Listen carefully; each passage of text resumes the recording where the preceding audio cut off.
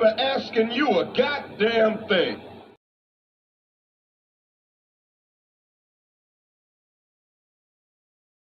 So you know somebody doesn't respect you. They listen to reply, not to be understood. They cut you off. They minimize what actually matters to you. They laugh at your boundaries, and then they call you sensitive when you try to hold the line.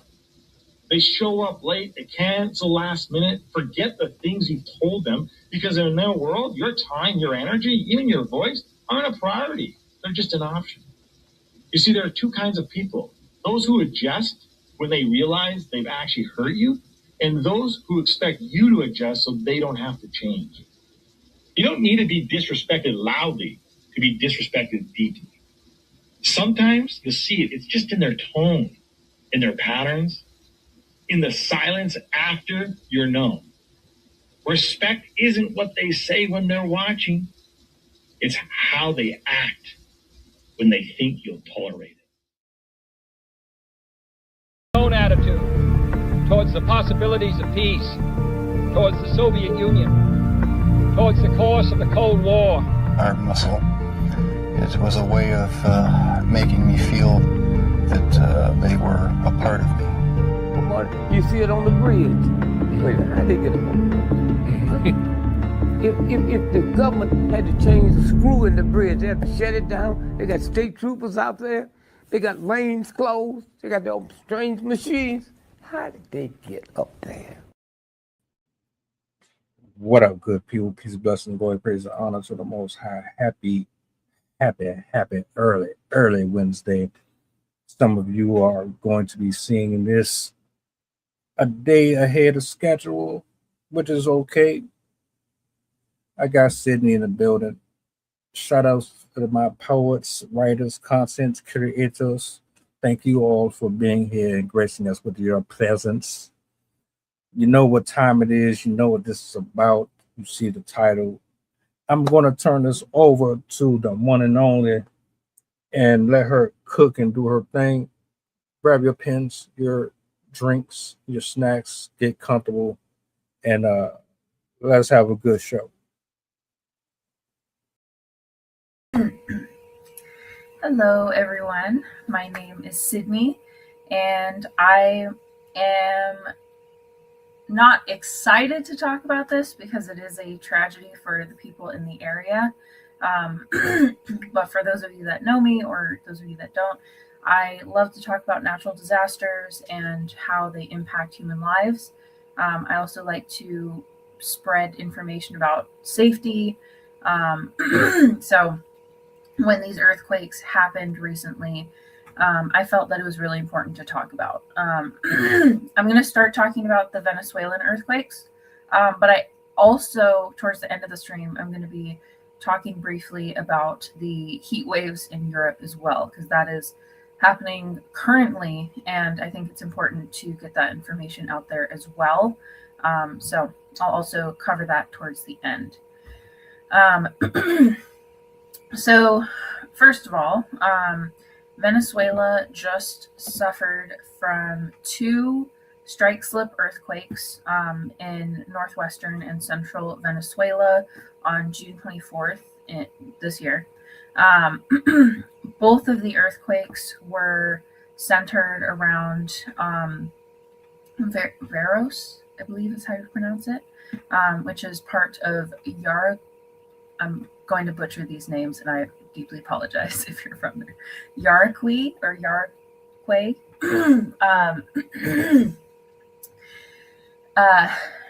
which the first one was a 7.2, occurring at, it's in military time, 6:04 p.m.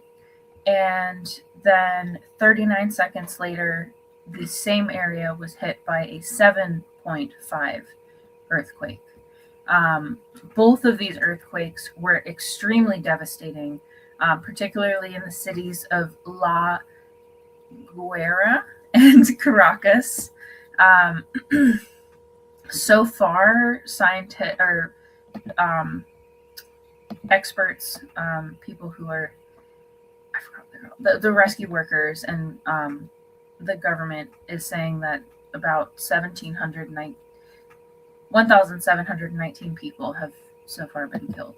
And they still have a lot of wreckage to sort through. So this was a extremely damaging earthquake, and unfortunately, based on the type of damage that they're seeing, the extensiveness of the building collapse and the city's devastation, they're estimating that it could reach over 100,000 people being killed in this earthquake due to the building collapses and other infrastructure damage. As of today, about 43,000 people are still missing, whether it's under the rubble or they're just unaccounted for because all the systems are messed up right now. So this particular Venezuela is not, it's not uncommon for them to get very large earthquakes. Northern Venezuela lies on a transpressional boundary zone. And as I said, it was a strike slip. So these particular earthquakes happened because the fault line shifted that way. There's some earthquakes that happen by a plate diving underneath, as is the case with the Cascadia earthquake zone up in Washington area off the coast. But this one is two plates sliding next to each other, and as the plates move on our planet, eventually, as these plates run against each other, they're kind of going to get stuck. And when it becomes unstuck, that will result in an earthquake. And depending on how long it was since the last earthquake, the length of movement that had occurred during that time period, and how stuck it was, will determine how large the the earthquake is. One of the most famous strike slip faults is the San Andreas in California, which is an 800 mile long fault line that runs through California, and was responsible for the notorious San Francisco earthquake, Loma Prieta earthquake. It's a very similar. It's the same type of fault line in Venezuela as it is there, for comparison. This particular strike slip fault line is around the same length actually as the San Andreas. It's about 810 miles, running from the Venezuelan Andes, the mountains, all the way down to Trinidad, and it has a movement of about 0.39 inches. So it's not a lot, but when you have that over time, that is a significant rupture. As I said, it's not uncommon for them to have earthquakes of this size. In 1910, that was the last extreme earthquake, or sorry, 1900, not 1910. That was the last time that they had a significant earthquake on this fault line.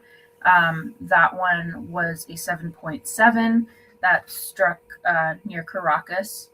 But they've had significant earthquakes throughout history. 1641, 1766, 1812 were all significant earthquakes. There was also a more recent one in 1967, but that one was only about 6.6. But it still killed 1,500 people. It still injured 1,500 people and killed over 300. So even the smaller earthquakes can still be equally damaging, especially if it happens in regions that don't have adequate infrastructure, buildings that are meant to withstand large earthquakes. And clearly from this earthquake, the city was not prepared. These buildings buckled and collapsed very widely. They've been putting out aerial imagery of the city, and it looks like a war zone. When you scan the area, you can see just buildings are gone across wide swaths of the city, and it's just piles of concrete and whatever materials that they had been using to build these buildings. So it is it was very significant when you combine the strength of the earthquake and the devastation that it caused. So this is going to be very impactful for the region. The reason why building types are extremely important, ironically, if you have buildings that are built to withstand earthquakes, you actually have a fairly low death toll, because most deaths in earthquakes are caused by falling debris, people having like furniture land on them, the buildings collapsing in on people, objects falling. And you can actually limit a lot of the damage from earthquakes just by having adequately built buildings. But in Venezuela, they have a significant amount of older buildings that are more vulnerable to strong shaking. Particularly buildings that are made with stone are very susceptible to shaking because they're not flexible. And so when the waves, because earthquakes are shock waves essentially that travel through the earth rather than through the air, when they pass through stone, particularly with stone buildings that are held together by like masonry, so like your brick buildings, your adobe buildings, things that are made with brick, the frequency of the earthquake rubs the bricks together and essentially dissolves or turns to dust whatever was holding together the mortar that was holding those bricks together, and so they just fall apart. It's like if you removed the little pieces between the Legos wouldn't stick together. It's kind of the same thing, where the bits that were holding the bricks together disappears, turns to dust, and they're able to just fall apart like Jenga blocks. And so that was part of what caused such a significant amount of damage. In comparison, if you look at Japan, they have done a significant amount of research and work and infrastructure development to ensure that their buildings are able to withstand large size earthquakes. Japan, as we know, is on a major tectonic zone, and they're very, very susceptible to quite large earthquakes. They have the record of, I think, the second biggest earthquake on Earth. They've had plethora of 6, 7, and 8 size earthquakes. They've also had 9 sized earthquakes, which are very rare on Earth, but obviously they still are able to affect certain parts of the globe, not everywhere. The fault line depth or length will determine how large an earthquake we're able to have on that fault line. The earthquake is heavily dependent on the amount of rupture that occurred. I think for the San Francisco earthquake, it was, I think it was like 13 feet.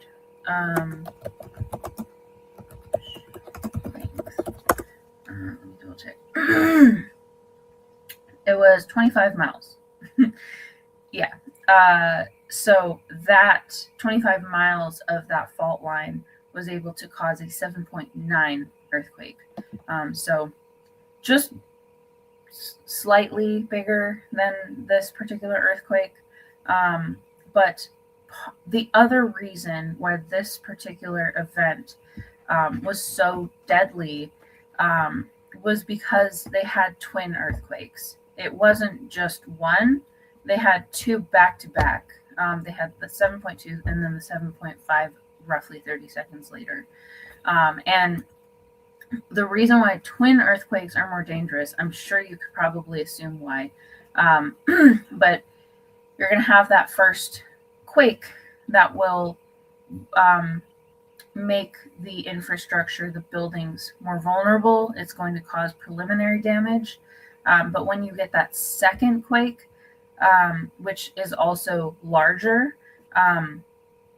you are going to see far more damage because it's going to destabilize the already unstable areas of the city. And so if certain buildings are already hanging by a thread because they're on the verge of collapse, that 7.5 is going to be the nail in the coffin on the collapse of that building.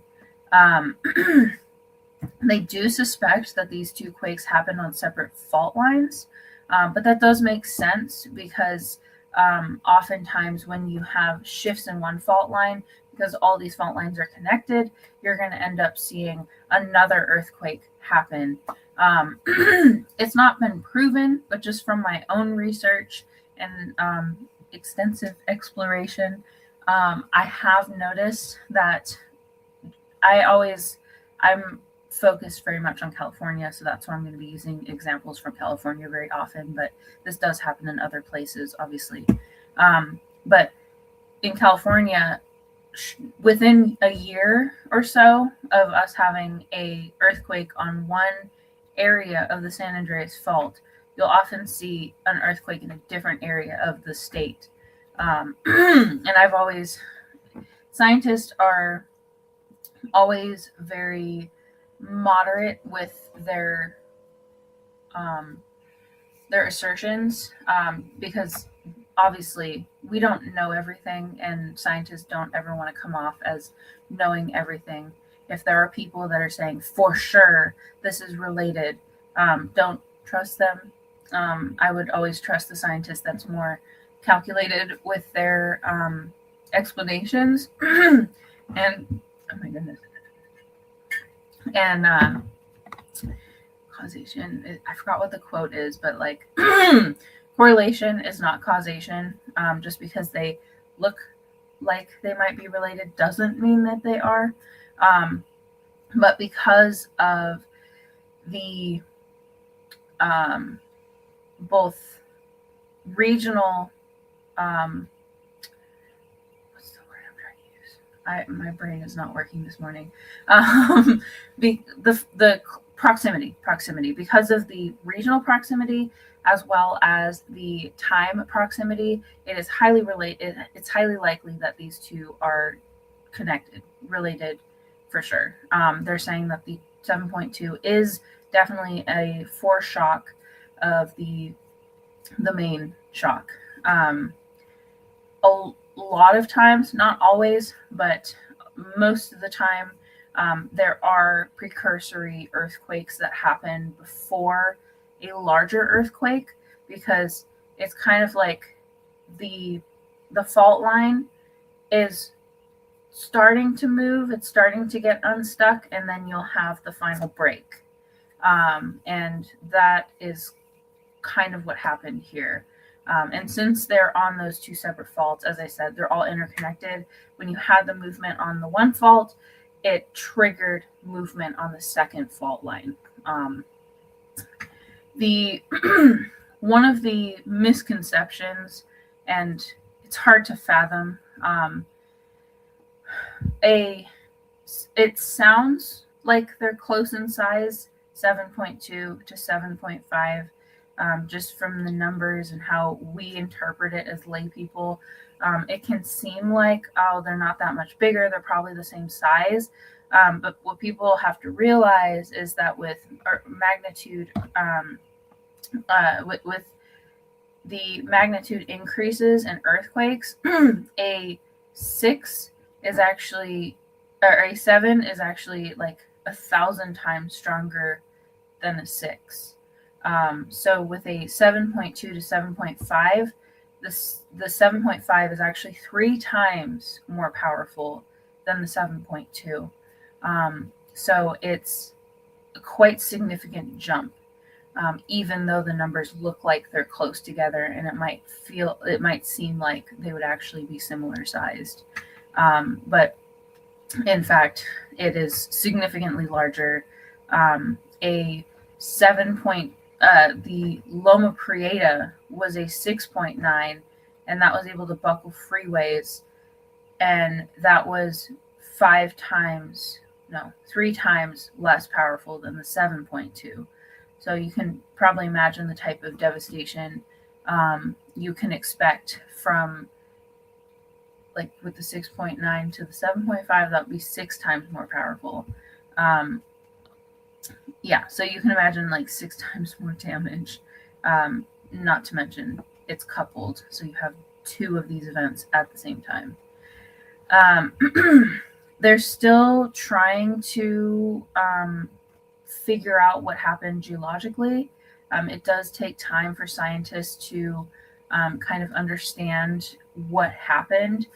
There's a lot of different dynamics that go into understanding the earthquake cause and the elements to it, like how much of a rupture there was and stuff like that. So we'll find out more information going on into the future.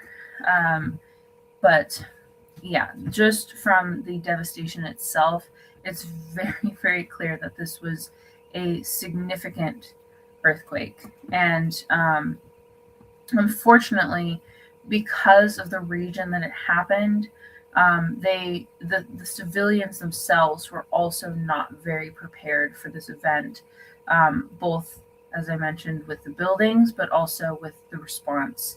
Because your response to an earthquake also affects your ability to survive something like this. As I said at the beginning, the most common causes of death with earthquakes is things falling on people, which is why it's super important to get under something sturdy when an earthquake begins. And if you do not have that background knowledge and are not well versed in emergency situations, regardless of whatever disaster it is, you're less likely to make the intelligent decisions, because the natural human inclination is to freak out, is to panic.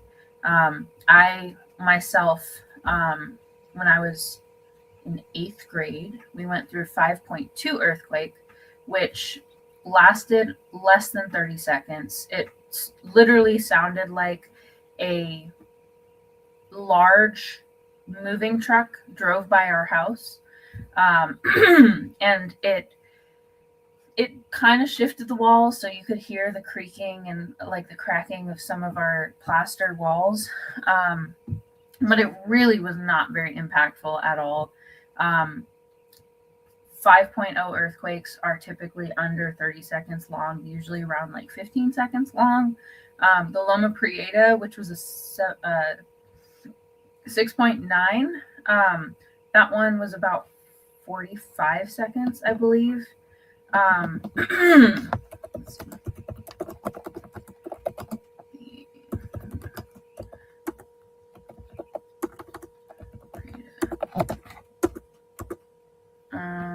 Yeah, that one, 20 seconds. The Loma Prieta lasted, depending on where you were, 10 to 15 seconds.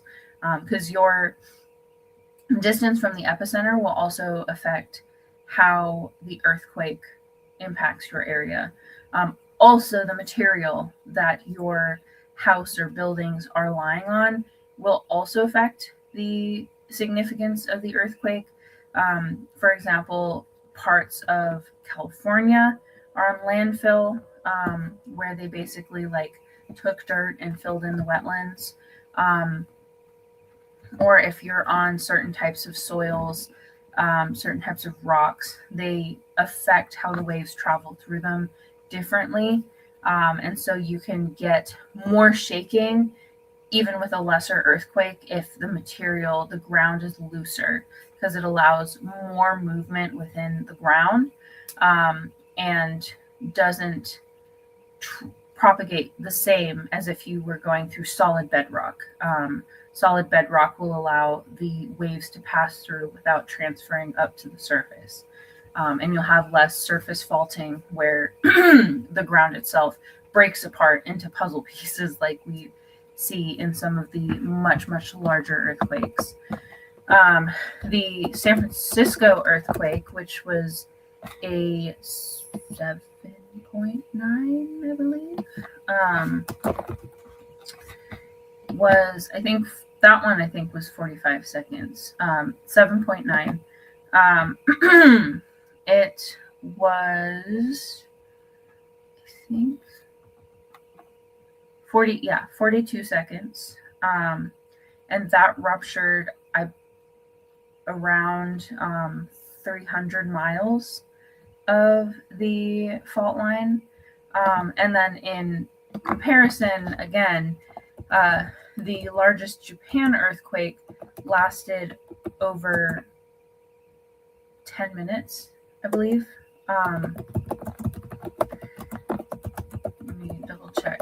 I always like to look things up so I don't accidentally give you incorrect information. The 2011 Tohoku earthquake, which caused that significant tsunami, lasted 6 minutes. And I believe in 1964, we had the largest earthquake in the world, and that one I think was 10 minutes. So you can kind of see how significant the difference is. Okay, that one was So the largest earthquake ever recorded in modern history happened in Chile. It was in 1960, and that one was close to 10 minutes long.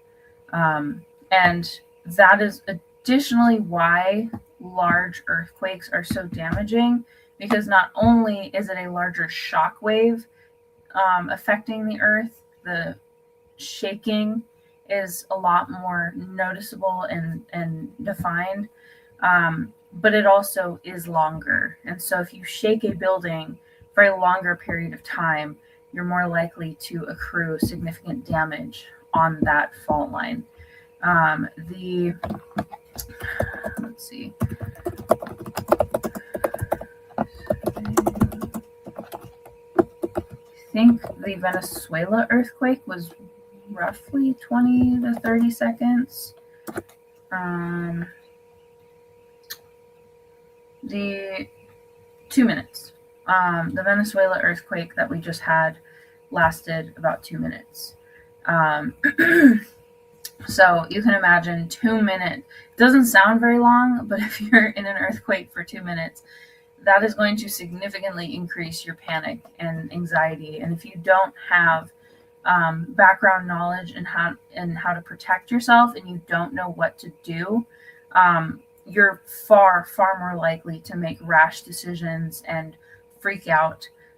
As I was explaining a little bit ago, I had experienced a 5.2 when I was in 8th grade, and even with my knowledge of earthquakes, I was fascinated with them. I did a project on earthquakes when I was like, I don't know, 4th grade, something like that.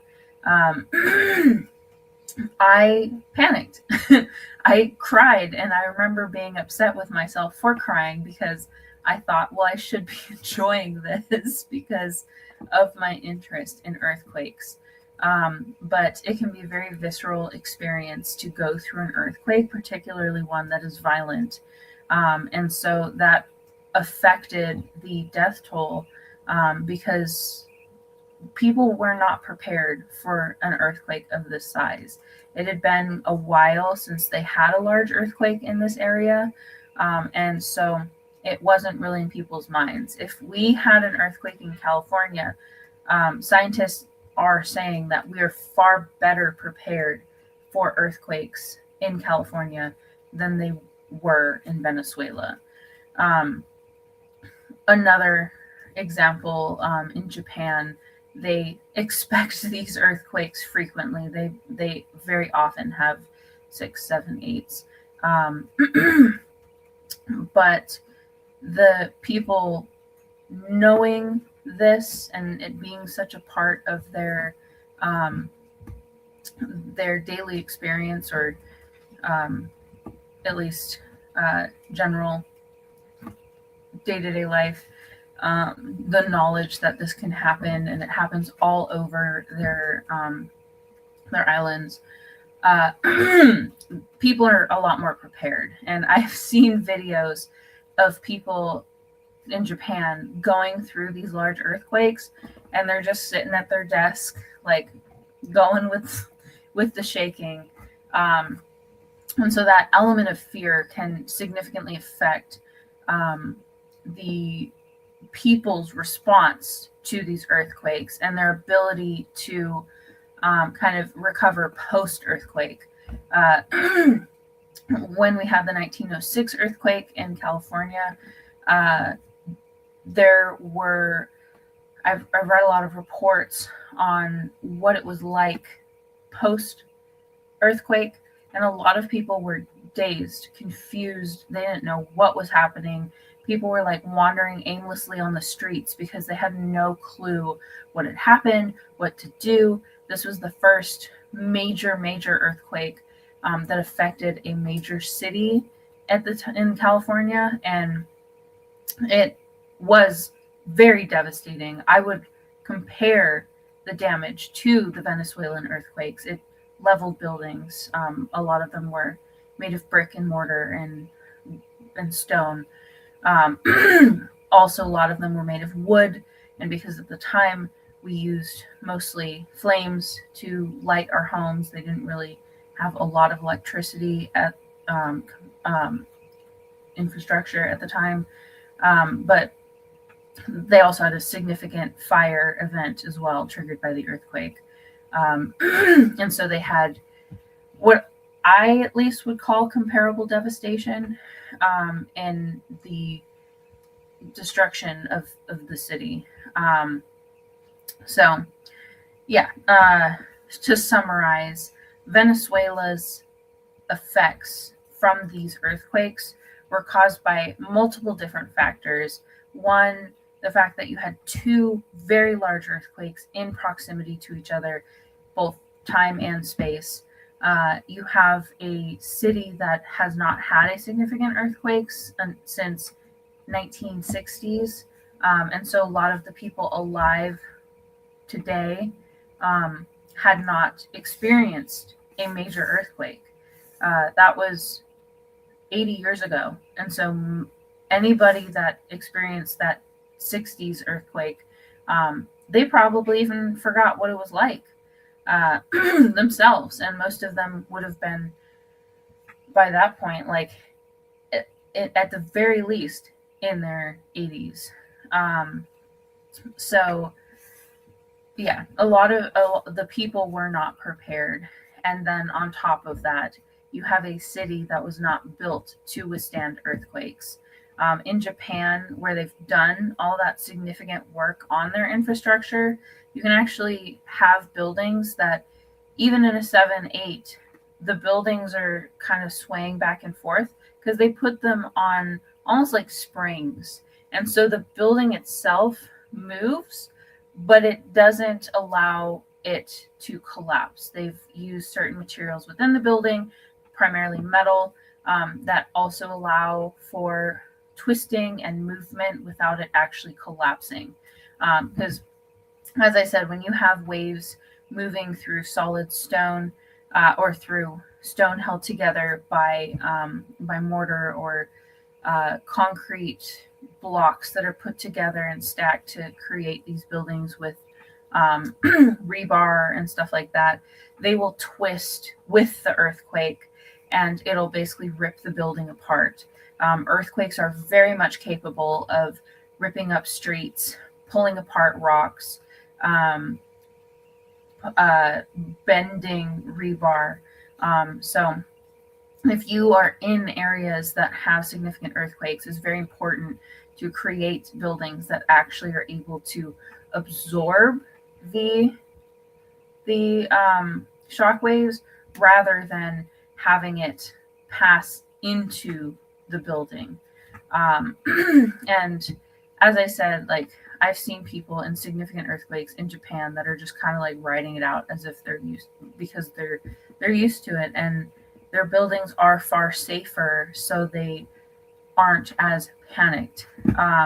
My mom went through the Loma Prieta earthquake, and she said people were panicking because when their building started shaking, the doors wouldn't open because of how the earth was moving. And they were freaking out because they weren't able to get outside. And the most striking story that she told me is the parking lot was literally rippling like the ocean because of the types of shock waves that were running through the earth. And that particular area she was living in is on landfill. And as I said earlier, landfill moves with the waves rather than allowing it to pass through underneath the buildings that are there. And so there was far more significant damage than there would have been in certain areas where they're on bedrock. So yeah, those are the reasons why this Venezuelan earthquake was so damaging. But this is going to affect the city for a very long time. They're just looking at the imagery. It is heartbreaking to think about how many people were not able to get out of these buildings because they are piles of rubble. It's just like windows torn up and big pieces of stone thrown all over the place. If you've ever seen tornado damage, it looks very similar, but just on a much, much larger scale. And this particular earthquake to scientists was not a surprise. They actually flagged flagged the fault lines that these earthquakes happened on as high risk areas. Since the 1906, I always bring up because it was a fundamental earthquake that really changed and kickstarted the seismology field. It was the first earthquake that happened in a major region, and they had a plethora of data available to them where they're able to measure the distance of the fault line and start developing an understanding of how fault lines work, how earthquakes work. And now today, scientists are actually able to provide a couple seconds to possibly a couple minutes of warning in advance of the earthquake. I think in Japan they have like a 30-second lead time, just because they can detect the shift right as it's happening, right before it's happening, so they can put out warnings to people on their phones. And then in the broad scheme, scientists with our technology are able to estimate the amount of stress that has built up on fault lines. And so they're able to give estimations of potential regions that are at risk and the size that they potentially could expect. So they had already estimated that this earthquake could happen. But unfortunately, as I've said, they don't have the same type of warning systems, understandings, and like infrastructure changes that would have made this less impactful. Right now, they're still going through the process of finding people who are missing, and they are really struggling to kind of keep up with everything that's been happening to people on the ground. This country right now has been struggling from years of economic shifts and political issues. Um, and one of the aspects of um, of their city is they don't have an adequate healthcare system, and so their hospitals and clinics are very much overwhelmed by the influx of people that were injured or killed by this series of events. Right now, there's also a conspiracy theory that the government is hiding the scale of the emergency from civilians. I don't know too much about the political systems in Venezuela, so I won't go too much into that. I don't want to add to speculation and whatnot. But that is something that is kind of going on right now, where people feel like the government isn't doing enough to communicate what is happening. There are ways that you can help. There are charities that are working with the communities that were deeply affected by these regions. And there are ways that you can donate both money, resources, and time if you have that ability. Oftentimes, with earthquakes of these size, people will travel from all over the world just to come help look for people. And so there's a lot of different ways that you can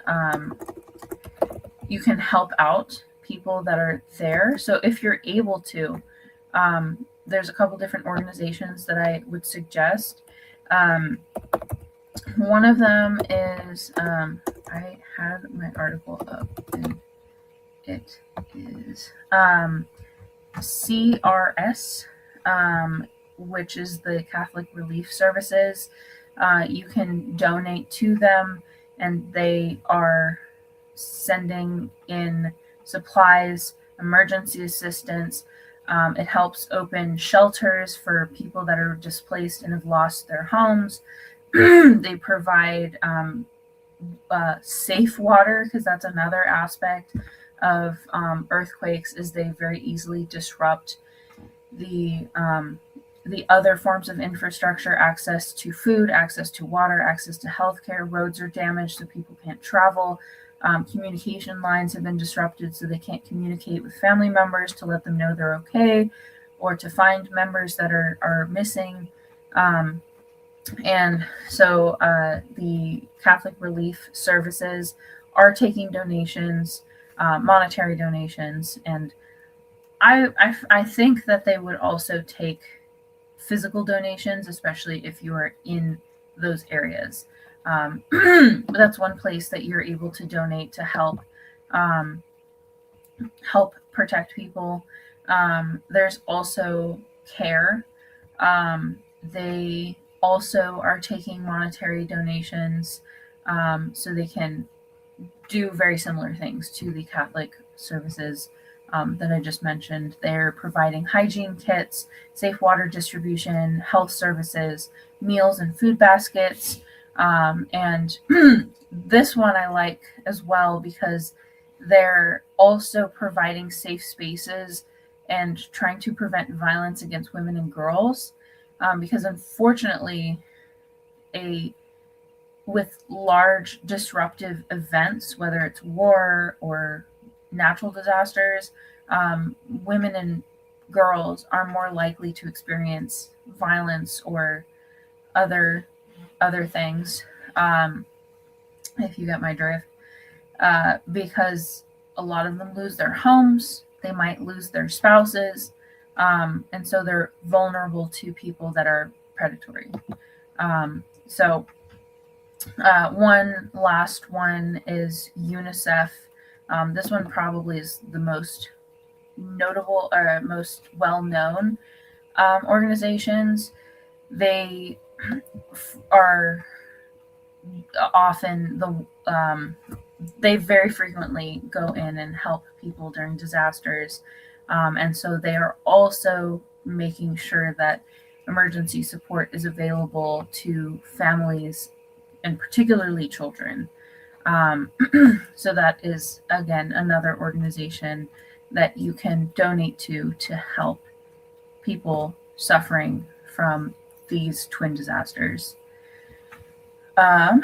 So I'm going to shift gears. One, I want to put my heart out there to everyone who went through this. This is deeply traumatizing because not only have they gone through a significant natural disaster, but they've also lost their communities, the buildings they know. It's unrecognizable in certain areas, and that's going to be deeply traumatizing to the people that go through there, not to mention anybody who lost family members, friends, people that the communities that they know. So my heart goes out to anybody going through this, and I just pray that the death toll is not as high as they speculate it can be. I hope those 73,000 people that are missing are found alive and okay. So with that being said, I also, because it's in the news right now, I really, really wanted to talk about the heat waves that are affecting Europe, which have also caused a significant amount of deaths. And I think it's really important that we have a brief discussion, at least, on this as it's happening. I'll probably do another additional episode in the near future, just to discuss all the different weather events that are happening right now, because there's some craziness going on. But I wanted to talk specifically about the heat wave that's happening in Europe, because one, it is absolutely record breaking, and two, it's been very deadly. And then additionally, I've noticed some misinformation going around, so I also wanted to clear that up as well. But if you have not heard about it, Europe has been going through a severe heat wave, and I cannot emphasize that enough. The world record for hottest temperatures ever on Earth happened in 1916. I think 1916. It occurred in Death Valley. Shocker. Very fitting name. Near Furnace Creek. Again, super fitting. And let me just double check the date. 1913. And temperatures reached 134 degrees, which is crazy. I've experienced 115 degrees when I went to Las Vegas when I was a kid. And I felt like I was suffocating. Like, breathing in felt like I couldn't. Like, I felt like I could not breathe. It's if you've ever experienced it, you know. And if you add on humidity, it makes it even worse. I've been to Houston in June, and I made the mistake of bringing San Diego clothes, and man, that was excruciating. So in France, Germany, large swaths of Europe, Spain, Italy, they have been having temperatures in excess of 110 degrees, and Paris reached 130 degrees. It only takes, I think, like 80-degree weather can cause the inside of a car to reach like 115, 120 degrees. So you can imagine how hot the inside of a car or building would get at 120, 30 degrees. You could potentially, like, I saw one video where it was like 100-degree day, and the inside of the car got to like 150 degrees. And I mean, you can cook things at that temperature. I have seen people like that old thing of like, you could cook an egg on the sidewalk. That is genuine. I've seen people throw water on these sidewalks and it boils instantly. This is a dangerous level of heat. It can burn your skin. If you walk on the asphalt or animals walking on the asphalt, they'll end up with like second, possibly third degree burns, depending on how long they're on the ground, to the bottom of their feet. I've seen people like putting their hand on something and it literally like burns their hand. It's currently the worst recorded heat wave ever. And one of the issues in Europe is that they have a lot of people don't actually have air conditioning. In Europe, it's more customary for people to use like windows and whatnot to just like air out their homes. And a lot of them are older buildings that just don't have air conditioning installed. And as a result, they've had over 1,000 excess deaths, which means 1,000 more deaths that they normally have as a result of this heat wave. A lot of the deaths, most of the deaths, involved people that were 65 and older. And the reason why very young children and very old individual, or I guess older individuals, are more susceptible to heat deaths are because their bodies have a harder time regulating temperatures.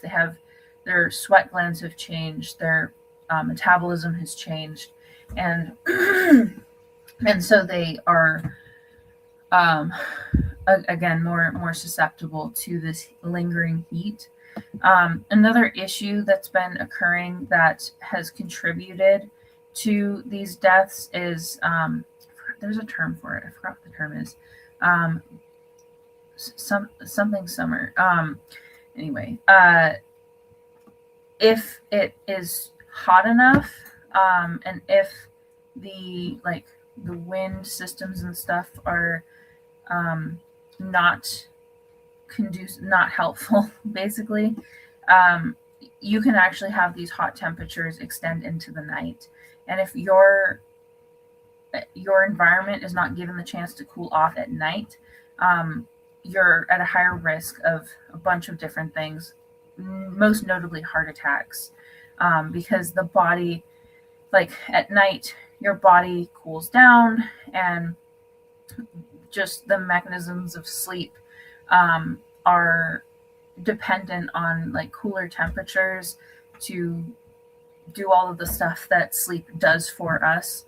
And if your body's not given the chance to cool down, you can die in your sleep just from the heat in the house.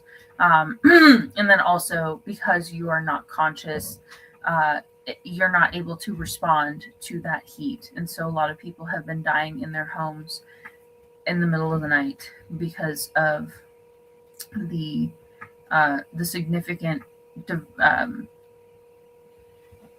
accumulation of heat.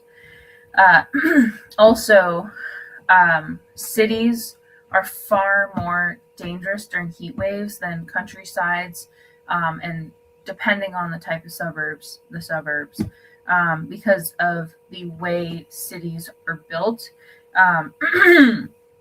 In cities, you have more roads, you have more paved surfaces, you have all the buildings kind of together, close quarters, and as a result, these areas are able to hold on to more heat.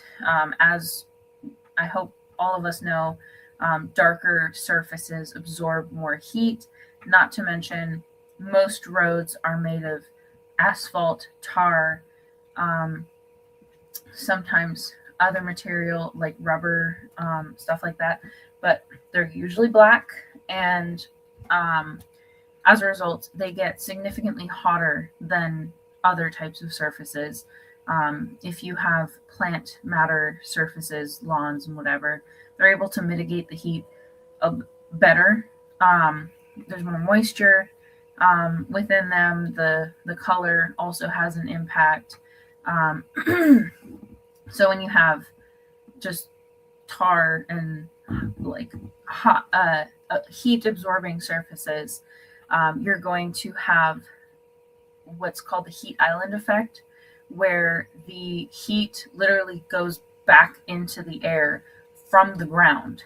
That's why you see on really hot days the wavy lines coming off the pavement. That is the heat affecting the air.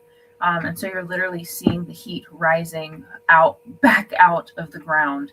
And it allows the heat waves to not only get hotter in cities, that's why Paris was able to reach 130 degrees, but it also makes it so it holds on to the heat longer. I don't know if you've ever noticed before, but on hot days, even towards the end of the day, the ground is still physically hot. Like you can still feel it. Anybody that's been in sports and has had to play in the heat, you can feel the heat coming off of the ground. And that contributes to the amount of heat overall. And this particular event is going to last a while. They estimate that the heat wave can linger for as long as 10 days, even after this weather system has abated.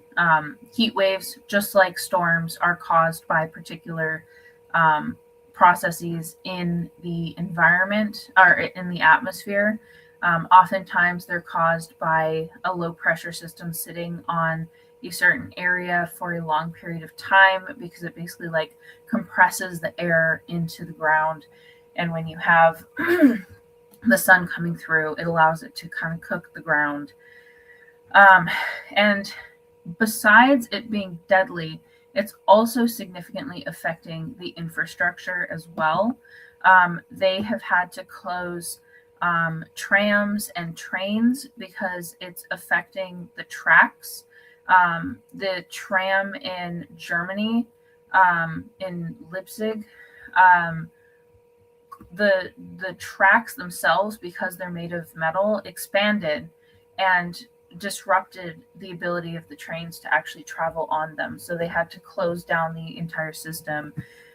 They also have had roadways buckling as a result of the heat, because they expand just like the rails did. They've been having railroad tracks also bending in, I believe it was France, or it was either France or Italy. Their railways are kind of put into the ground, and then they have like a tar type solution that keeps it stuck into the ground. That has been melting and coming up through the cracks, and so you'll see images of train tracks with like bubbling asphalt looking material coming out from under the railroads, and so that has made those unusable and unsafe. It also has been putting pressure on electricity networks, because the heat can affect the ability of like the machinery and stuff from working. And also with more people using air conditioning when they do have it, or people using other electrical means to help themselves, you're going to overload the electricity systems. It's very common to have power outages during heat waves because of people using significantly more electricity. And then hospitals and emergency services have also been significantly affected, because they can't keep up with the amount of people that are coming in with heat stroke and heat exhaustion. Heat exhaustion is the first level, where it's starting to affect your physiology. Heat stroke is when you're actually getting sick. You can also get sun poisoning, where the solar rays are literally poisoning your body because it's building up that form of radiation into your body. And then, of course, the deaths that are occurring are hurting the emergency services ability to keep up with the amount of people that are coming in. One thing I wanted to point out is I've seen a viral picture going around of street lights being or stoplights, traffic lights being affected by this heat and are melting. That is fake. That one is not true. The pictures that they're using are from a fire that ended up melting the traffic light from a while ago, and that is not true. The stoplights are not melting, but the roads are. The railroads and stuff are being affected. That is true. So before I close, I wanted to give a little bit of advice if you are in these regions. Obviously, this is not limited to Europe. Parts around the Mediterranean, in the United States, even the eastern seaboard of the United States, which typically gets those nice cooler temperatures. You get the humidity, but you're by the ocean, and you typically don't get as hot temperatures as you'd see in California, Arizona, New Mexico, stuff like that, Nevada. Washington, D.C. was expected to get to 115 degrees. That is something that you can expect in Las Vegas, but definitely not something the area on the East Coast would be prepared for. So this applies to people all over. As I said, Europe is not the only one experiencing these hot temperatures. And it's, as I said, with the earthquake, it's very important to understand how to protect yourself because it can save your life. To know, one, how to stay cool, but also how to recognize the signs that your body's getting too hot. First and foremost, do not leave your pets or kids in the cars. Even for 5 minutes, those temperatures can skyrocket. In 60 to 80 degree weather, you can still have 100-degree temperatures inside the car if it's a bright sunny day and it's shining into the car. I myself have gotten sun poisoning and heat stroke from falling asleep in a car waiting for my mom to do some food shopping because I just wanted to hang out in the car. I woke up like profusely sweating. I was confused. I ended up being sick for like 2 or 3 days after that, where I was so exhausted. I was sleeping all day and I got physically sick. It's no joke. And with small little bodies, dogs and children, they can heat up very quickly and it can kill them rapidly. So yeah, first and foremost, do not leave living beings in cars in general, you shouldn't, but during these heat events, it will be fatal to them. So if you're going to be outside and doing things, make sure that you're drinking water, lots of water, because these heat waves will make you sweat profusely. And dehydration is not only something that can complicate and speed up the process of heat stroke, heat exhaustion, but it also can cause damage to your body, physical damage to your body. It can cause kidney problems, liver problems. The heat can also cause breathing difficulties. So if you're going to be outdoors, drink plenty of water, but honestly, I would advise you to remain indoors. If you're 90-degree weather plus, I would advise you not to partake in physical activities, particularly the hottest part of the day, which would usually be from like noon to 3-ish, depending on where you are. If you are going to go out, make sure you're wearing light clothing, both in consistency and color. Wear white, wear beige, light colors.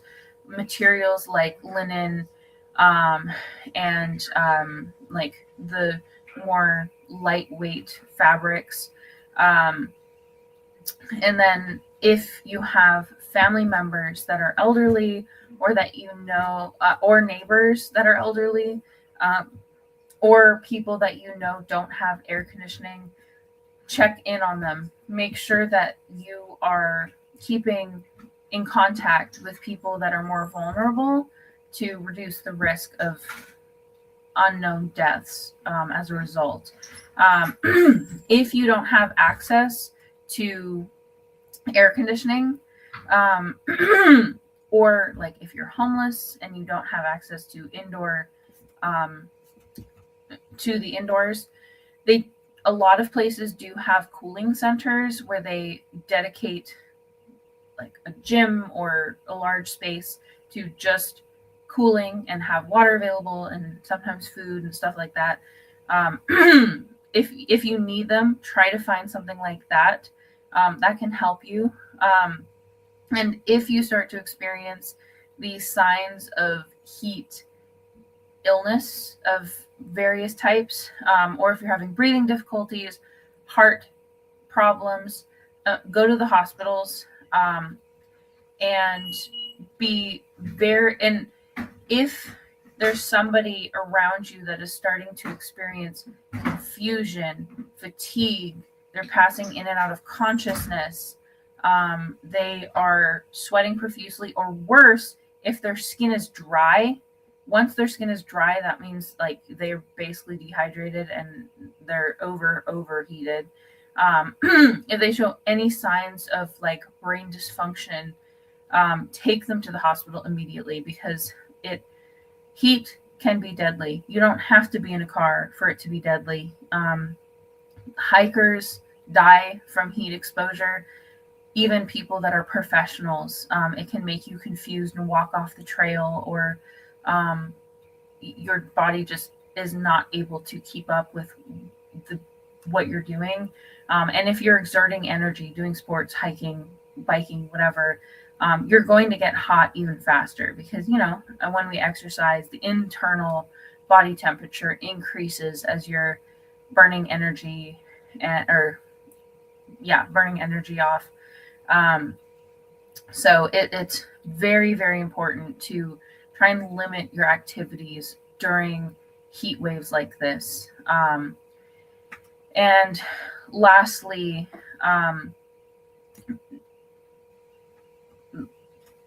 cool yourself down somehow, like go swimming, go in the sprinklers.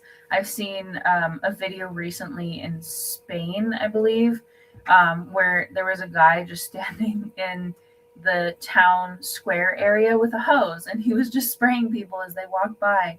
You can get personal misters, you can get personal, like the little fans, but try to find ways to cool yourself down if it is that hot, because heat is no joke. Heat waves kill more people than almost any other type of disaster. And it can also be deceiving, because you might think that it's not that bad, but it's still going to be affecting your body. So I just wanted to talk about this because it's it's a significant event, and unfortunately, with climate change, with this impending El Nino, which creates hotter temperatures across the globe, it's more likely that we're going to see events like this. This was very, very significant. And think about it, we're only in June. July and August are typically the hottest times of the year. And this year, what they've been saying is the past 25 days have been, every single day has broken the record of the day before. So we can anticipate that it's only going to get hotter. And if we're already seeing 115, 130 degrees in areas that are not used to this, I cannot imagine how excruciating it's going to be into the future as things get even hotter. So again, I'm going to revisit this topic because there's a lot going on with the weather. With climate change, you're going to see things on both sides of the spectrum, and we are seeing that right now. So I really want to continue talking about this to keep people safe, make people aware, make the connections to what's happening, because we're not at the peak of this El Nino yet.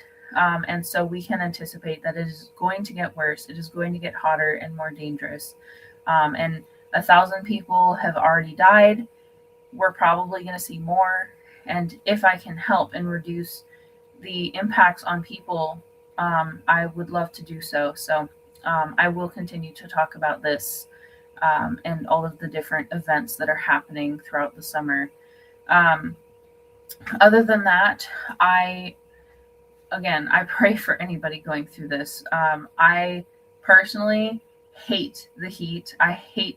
I like to be in the middle ground. I love being in the city I'm in because it can get hot, but it also is more moderate in comparison to places like Arizona and the desert of California. So I am glad that I am not experiencing this form of heat right now.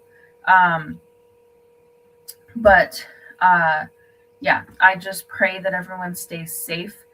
Be wary of what's happening and do not let your guard down because, as I said, heat is not something to mess with. It affects your body in a lot of different ways that can increase your chances of heart attacks and other forms of illnesses that can be fatal. And I'm going to say this one more time. Do not leave your kids and your pets in the cars because it will kill them if they're there long enough. And it does not take very long. So please be safe. Keep yourself cool. Go swimming.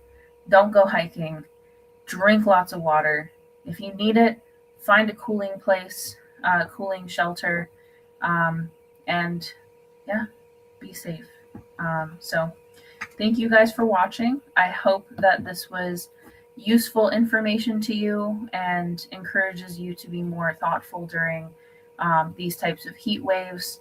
And again, I pray that it does not get worse than this, and that this heat wave abates, and that we don't see a significant amount of deaths because it can definitely happen. So thank you guys, and I will be back on Friday. So again, thank you for watching. I hope you have a good day. Own attitude towards the possibilities of peace, towards the Soviet Union, towards the course of the Cold War. Our muscle. It was a way of making me feel that they were a part of me. You see it on the bridge. Wait, how they get it? If the government had to change the screw in the bridge, they had to shut it down. They got state troopers out there. They got lanes closed. They got their strange machines. How did they get up there?